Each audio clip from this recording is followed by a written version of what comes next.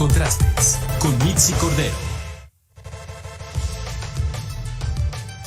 Gracias a Francisco por esta información, gracias por esta situación en la que se están enfrentando los médicos en el país. Vamos a platicar en estos momentos con el doctor Antonio Aguilar Rojas. Él es jefe de la Unidad de Inteligencia Epidemiológica Sanitaria y Hospitalaria del Hospital Juárez de México. Gracias, doctor, por esos minutos con el auditorio de Mega Noticias. Yo sé que está ocupado y que pareciera que todos los médicos están en este congreso que se está realizando en la Ciudad de México, pero bien para poder afinar ideas, integrarlas en una sola voz. ¿Cómo le va? Buenas tardes.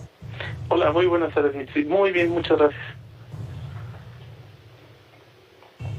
Qué bueno, doctor. Pues estamos analizando en este espacio las condiciones de los médicos que tuvieron durante la pandemia, durante esta emergencia, los que estuvieron laborando en la primera línea y que de alguna forma vino a evidenciar mucho más las condiciones en las que estaba el sistema hospitalario en nuestro país, el sistema médico en nuestro país. Si nos pudiera dar, digamos, un panorama general a lo que todavía se sigue viviendo hoy en día. Claro, pues bueno, todo esto de la pandemia, nos tomó de alguna manera ya preparados, afortunadamente, porque México fue un país de los cuales la transmisión empezó mucho después. Primero empezó en lo que fue China, empezó en Europa, y bueno, todo esto le dio a México un tiempo para prepararse. Creo que eso fue algo importante. ¿Cómo se enfrentó la pandemia? Bueno, yo puedo hablar por la experiencia que tuve aquí en mi hospital, en el Hospital Juárez de México. Fuimos de los primeros 5 hospitales en reconvertirnos. Nosotros hicimos todo un plan de respuesta rápido, se creó un equipo de respuesta, se realizó lo que fue la reconversión hospitalaria, y bueno, esto para ayudar sobre todo a los pacientes que durante ese tiempo no había realmente, desconocemos muchas cosas de la enfermedad, no teníamos un tratamiento, no teníamos vacuna. De hecho, bueno, ahorita las vacunas nos han ayudado demasiado. Aún no existe un tratamiento específico, pero bueno, hemos ido conociendo más de este virus, sobre todo cómo se transmite y sobre todo las maneras de prevención. Y bueno, creo que aquí en el país realmente como se ha estado llevando, hemos aprendido ahora con las olas que hemos nosotros enfrentado, que han sido diferentes. Bueno, esto nos ayudó también a tener un panorama en el cual ya sabemos un poco más, y bueno, esto ayudó también a disminuir lo que es la tasa de letalidad de la enfermedad. Exacto. Exactamente, a poder tener una mejor atención para con los pacientes. Pero ¿qué pasa también con la atención hacia los médicos? Porque muchos, doctor, se enfermaron, no solamente al enfrentarse a COVID-19 y contraerlo. También hubo estas situaciones por el estrés que se estaba viviendo, una situación emocional, una situación que muchos de ustedes pues se tuvieron que enfrentar y ni modo, apechugar. Claro, fue esto una situación para lo cual, a muchos médicos les tomó por sorpresa. Aquí creo, y es algo que me gusta mencionar, que la pandemia sacó en muchos lo mejor de cada uno de nosotros. Esto para ver la atención sobre todo de nuestros pacientes. En muchos casos también, lamentablemente también puede llegar a sacar lo peor de nosotros, pero creo que son experiencias. Con respecto a lo que fueron los médicos, obviamente eso es algo inevitable. Te puedo hablar que en la experiencia que tuvimos aquí en el hospital, realmente los brotes que llegaron a ver, porque eso llegaron a presentarse en todos lados, fueron brotes que realmente o los contagios no se originaban tanto de los pacientes hacia los trabajadores, sino que aquí el trabajador muchas veces ya estaba exhausto de las medidas, muchas veces se relajaban, los contagios eran en casa o entre los mismos compañeros, y bueno, aquí fue donde realmente los tomó por sorpresa, o nos tomó por sorpresa, y bueno, a esto se debieron los contagios. Durante la pandemia, doctor, se registraron pues los contagios del virus, 283.122 profesionales de la salud, de los cuales 4.517 fallecieron. El 45% de los decesos fueron doctores y doctoras, en cifras que nosotros tenemos, ¿no? Se estima que la cifra podría haber sido mayor a la que se dio a conocer de manera oficial, y en múltiples ocasiones el personal de la primera línea de atención pues se manifestó ante la falta de insumos, de material, de las condiciones adecuadas para poder atender a la población. Déjeme escuchar esto, porque fue uno de los testimonios que incluso decían: ni el gel antibacterial nos está llegando adecuadamente, y usted me habla desde pues su perspectiva, desde su experiencia. Vamos a escucharlo. Ha habido compañeros a los que les dieron gel antibacterial de la campaña de la influenza, o sea, caducado desde el 2009. Doctor, ¿qué fue lo que pasó? ¿Ustedes tuvieron el acceso adecuado a todos los insumos? Claro, nosotros, bueno, eso también fue aquí en experiencia en los hospitales. Desde que hicimos el plan de respuesta hospitalaria, también se hicieron compras por parte del hospital, se empezaron a recibir donaciones. Aquí el hospital, con el plan de respuesta, o dentro de lo que se trabajó previo a la pandemia, nos equipamos, sí, y de hecho aquí es un trabajo que no nada más durante la pandemia fue un trabajo de los médicos, de las enfermeras, también muchas veces el personal administrativo que trabajó en los hospitales. Fue un trabajo muy importante, ya que aquí nunca sufrimos de que nos quedáramos sin equipo de protección personal. Aquí el comando operativo hospitalario que se formó en el hospital permitió hacer acciones para prever este tipo de cosas. Sobre todo cuando podemos hacer proyecciones, y bueno, esto nos permitió actuar para realizar compras, procesos, y bueno, que no dejáramos de dar atención con respecto al alcohol gel. Nosotros siempre tuvimos disposición.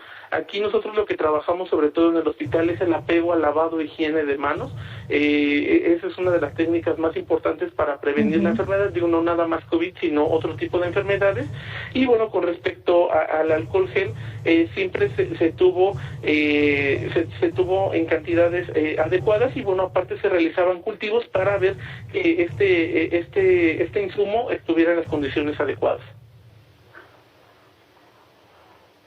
¿Qué lecciones podrían ser las primordiales, las claves que se aprendió de ese momento de emergencia y que todavía se tienen que seguir aplicando, doctor? Porque al final de cuentas COVID sigue presente en medio de todos nosotros. Hay gente que se sigue enfermando, que sigue saliendo positiva. Y afortunadamente las condiciones son mejores comparados con aquel momento, pero ¿qué es lo que nos puede quedar como esa lección primordial? Bueno, como lección primordial nos queda de que tenemos que estar alertas ante la aparición de las enfermedades emergentes y reemergentes. Algo que también tenemos que seguir trabajando en la salud pública, tanto del país, en la salud pública mundial. También fue un área de oportunidad, pues precisamente para muchos de los hospitales. Digo, en el que yo me encuentro fue un área sobre todo para realizar algunas modificaciones, para hacer actualizaciones en lo que fueron ciertos procesos y bueno, ciertas adaptaciones. Aquí el personal de salud como bien lo menciona, tuvo una época difícil. Sin embargo, bueno, eso también ha ayudado a que el personal de salud ahora esté mejor preparado con los eventos epidemiológicos que se están suscitando, digo, por hablar de lo que son las hepatitis agudas de etiología desconocida. Nos está ayudando también a prepararnos para la virolacímica. Incluso estamos trabajando ya en planes para nosotros entrenar a nuestros médicos en formación y bueno, que estén en contexto de todo ese tipo de enfermedades. Creo que esto nos ha ayudado sobre todo a estar más pendientes en el conocimiento de las enfermedades y de la salud pública. Exacto, estarse actualizando todo el tiempo, que en realidad es algo que siempre se les ha caracterizado a los médicos, estarse actualizando, estarse capacitando todo el tiempo, porque de eso pues dependen miles de vidas. A ver, doctor, justamente ahora en la polémica que se ha desatado sobre esta postura que tiene el gobierno federal de traer médicos cubanos, la postura que han tenido médicos en México de que hay muchos especialistas que pueden ser contratados, hay mucho talento mexicano y no se les está tomando en cuenta adecuadamente. Déjeme preguntarle si es necesario o no hacer esto que está proponiendo el gobierno federal. Por lo siguiente, vamos a escuchar lo que dice uno de los médicos y usted me dice si coincide o no. No estamos en contra de que vengan y trabajen dignamente. Lo que nos molesta es que vengan a imponernos personas que no sabemos son médicos, ¿no? ¿Coincide, doctor? Bueno, aquí la evaluación mejor que nadie la tiene que hacer la Secretaría de Salud Federal. Creo que ellos son los que tienen que estar evaluando cuántos médicos se necesitan por cada número de habitantes. Con respecto al personal que se tiene, bueno, yo solamente te puedo hablar un poco de lo que es en la experiencia en el hospital. Aquí obviamente sabemos todos que a nivel nacional sí hay un déficit de lo que son médicos especialistas, sobre todo en las zonas alejadas. Esto ha sido siempre bien conocido por lo que es el sector salud. Sin embargo, yo lo que te puedo decir, es que aquí en el hospital donde yo me encuentro, afortunadamente no faltan especialistas en este hospital. Sobre todo aquí nosotros atendemos a las personas de escasos recursos, personas que no tienen seguridad social. Realmente ese es un tema que a lo mejor yo me encuentro muy sesgado por el lugar donde me encuentro, donde afortunadamente existen los especialistas. Aquí sí la respuesta la tendría que dar a lo mejor la Secretaría de Salud Federal, en donde ellos, dependiendo de su evaluación, ellos ya tendrían que definir si faltan o no faltan estos médicos a lo mejor de otros lados. Así es, doctor. Bueno, todos tienen una postura diferente. Lo que es claro es que hay médicos muy capaces, como en el caso de usted, que es jefe de la Unidad de Inteligencia Epidemiológica Sanitaria y Hospitalaria del Hospital Juárez de México, y que pues han estado allí, lo decía yo, en la primera línea de batalla, siguen estando, aunque han disminuido las cifras, pues todavía hay mucho que aprender a COVID-19 y a otras enfermedades que también se han venido presentando. Un último comentario, doctor, mensaje sobre todo para la ciudadanía, que ya muchos han relajado las medidas actualmente.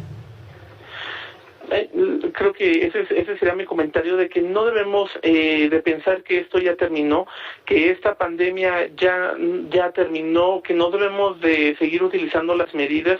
Este virus lo que sí vino a darnos fue un cambio, sobre todo en que nuestras medidas, qué estamos haciendo bien, qué estamos haciendo mal.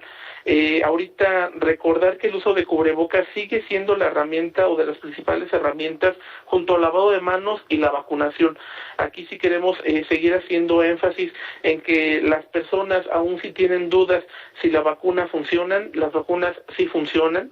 Las vacunas no nos van a ayudar a que no nos enfermemos, pero nos van a ayudar a que no nos den las formas graves, que es lo que realmente queremos, que los hospitales no estén llenos de pacientes, los cuales lleguen complicados, lleguen con neumonías, lleguen ya personas desaturando.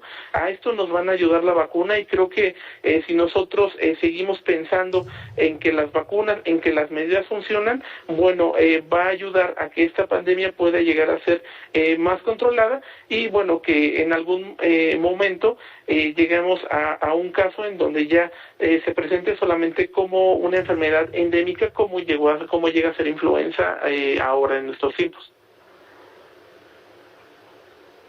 A prestar atención a esto. Doctor Antonio Aguilar, muchas gracias por esos minutos con el auditorio de Mega Noticias. Muchas gracias, Mitzi. Tenga muy buena tarde.